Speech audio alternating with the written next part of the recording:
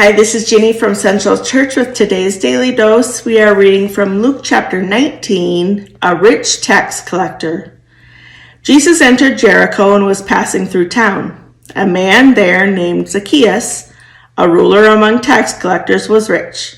He was trying to see who Jesus was, but being a short man, he couldn't because of the crowd. So he ran ahead and climbed a sycamore tree so he could see Jesus, who was about to pass that way. When Jesus came to that spot, he looked up and said, "Zacchaeus, come down at once. I must stay in your home today." So Zacchaeus came down at once, happy to welcome Jesus.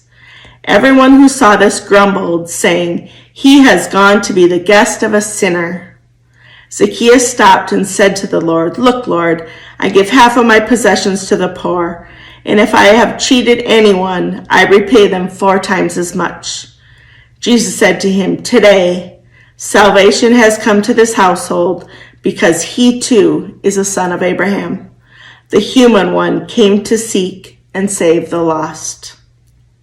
Faithful service. As they listened to this, Jesus told them another parable because he was near Jerusalem and they thought God's kingdom would appear right away. He said, "A certain man who was born into royalty went to a distant land to receive his kingdom and then return. He called together 10 servants and gave each of them money worth 4 months' wages. He said, 'Do business with this until I return.'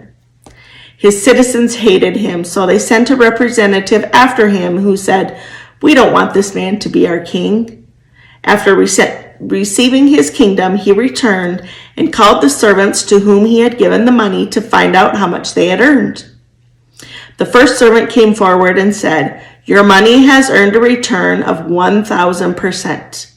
The king replied, Excellent, you are a good servant. Because you have been faithful in a small matter, you will have authority over 10 cities. The second servant came and said, 'Master, your money has made a return of 500%. To this one, the king said, 'You will have authority over 5 cities. Another servant came and said, 'Master, here is your money. I wrapped it up in a scarf for safekeeping. I was afraid of you because you are a stern man. You withdraw what you haven't deposited and you harvest what you haven't planted.' The king replied, 'I will judge you by the words of your own mouth, you worthless servant. You knew, did you, that I'm a stern man, withdrawing what I didn't deposit and harvesting what I didn't plant? Why then didn't you put my money in the bank? Then when I returned, at least I could have gotten it back with interest.' He said to his attendants, 'Take this money and give it to the one who has 10 times as much.' 'But master,' they said, 'he already has 10 times as much.' He replied, 'I say to you that everyone who has will be given more, but from those who have nothing, even what they have will be taken away. As for my enemies who don't want me for their king, bring them here and slaughter them before me.'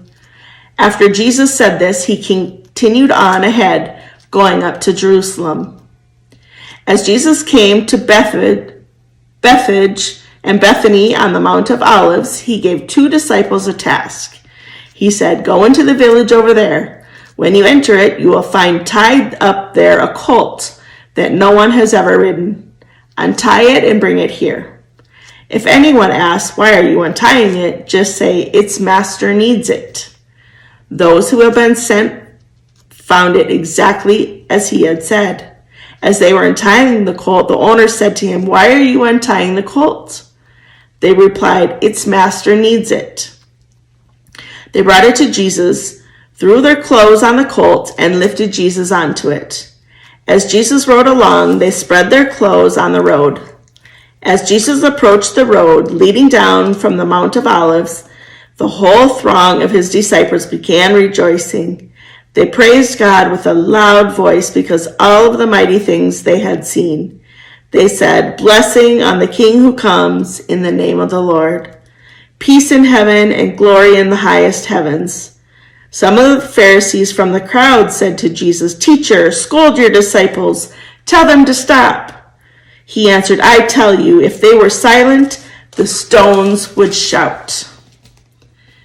As Jesus came to the city and observed it, he wept over it.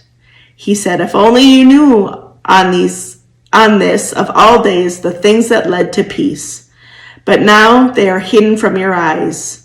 The time will come when your enemies will build fortifications around you, encircle you, and attack you from all sides. They will crush you completely, you and the people within you. They won't leave one stone on top of another within you, because you didn't recognize the time of your gracious visit from God."